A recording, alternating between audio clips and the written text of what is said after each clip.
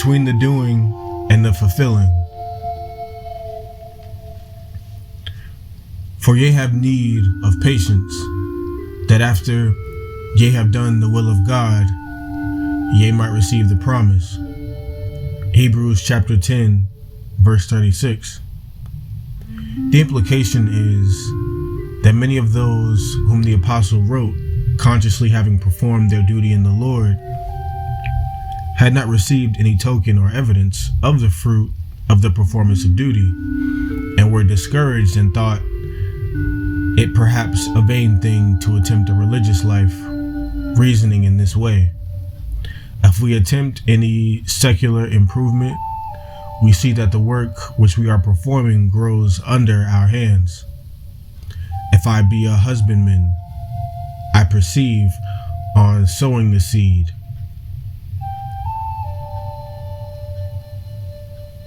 that there is in use in it, for it springs up and I have my harvests. If I am a vintner, I perceive in my vines and in the fruitage that for which I labor, and even when I do not perceive at once the full fruit, I see the tokens of its coming and all the steps by which it comes. Now, says the apostle, ye that are spiritual husbandmen, as it were, have need of patience, after ye have done the will of God, and nothing comes until you receive the promise. It is recognized that there is a long space between the doing and the fulfilling, as there often is, and that is the point where men specially need patience, and patience for the purpose of keeping up their faith in the reality of personal religion. For the context is this: cast not away therefore your confidence, which hath great recompense of reward. For ye have need of patience, that after ye have done the will of God, ye might receive the promise. For yet a little while, and he that shall come will come, and will not tarry. Now the just shall live by faith. But if any man draw back, my soul shall have no pleasure in him.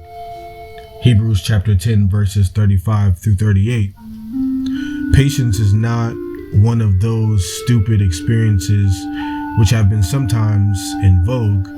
It is not the grace of indifference or of laziness. Neither is it a kind of dogged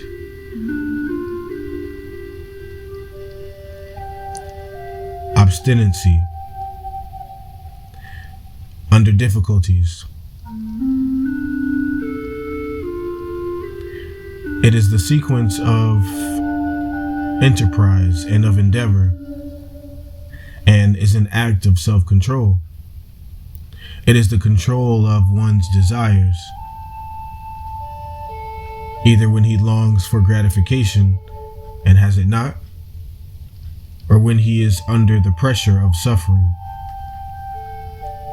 It is the power of holding oneself calmly and contentedly under deprivations or under difficulties. It is another name then for self-control, and self-control under circumstances of suffering. In the text, the teacher points to a very common experience, namely impatience, because labor does not bring forth its results immediately. Divine providence is conducting a double system in this world, or rather a single system with two developments. Constantly, these two elements in it are clashing by reason of men's misunderstandings, but they are cooperative and harmonious in the plan of God.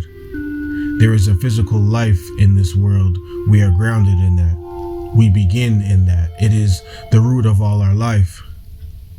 But out of that is the spring, a still higher life. And the problem of living in this world is a development of that other and higher manhood out of the lower or physical manhood. While this development is going on, we are the subjects of material laws. We are living in societies under occupations, under governments. And we are obligated to carry ourselves with a wisdom which is adapted to the physical senses. Yet while we are doing this, we learn first, and it is very apt to be the strongest impulse in us. While we are doing this, there is at the same time to be carried on another development to which this is auxiliary, for which this has been originally constituted, the unfolding of the higher spiritual life, which is so different from this lower one, that it is called a new life created by the Spirit of God in man. And although he that is living in the highest development of his spiritual life is living in a way which harmonizes with him, that harmonizes him with all physical influences. On the other hand, a man may live so as to be in harmony with all physical laws, yet not be developing in his true spiritual life. These two elements which are going on together induce a conflict and a misapprehension and a jar. And men are sacrificing their higher life for the sake of gaining this lower and physical life. Thus we have this duality recognized all the way through the life of the body and the life of the soul. Now our Father is conducting a providence which recognizes both of them, but subordinates them, keeping the lower low and the higher supreme.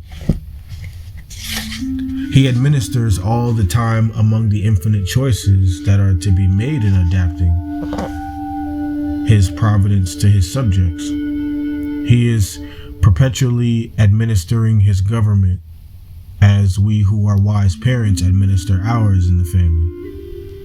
We take care of our children's bodies, of their food, of their dress, of their physical comfort. At the same time, it is with reverence to an ulterior manhood. And in every instance, if there is a choice in reference to truth-telling, purity, delicacy of mind, and generosity of love, we teach the child to sacrifice the lower for the sake of keeping the higher. We are in our households carrying on a duplex education, which is at its base physical, and in its higher developments moral and social. And that which we are doing in the small, God is doing in the larger sphere, in the larger sphere. And the human race is being developed at the bottom physically and at the top spiritually.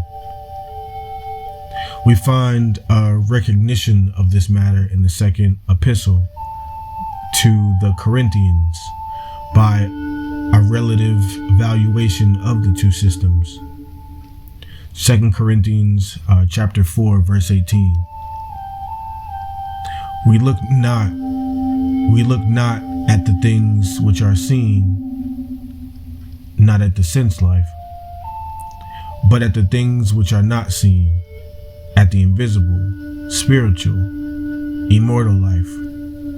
For the things which are seen are temporal, but the things which are not seen are eternal. Today's virtue was from Henry Ward Beecher. Thank you for listening.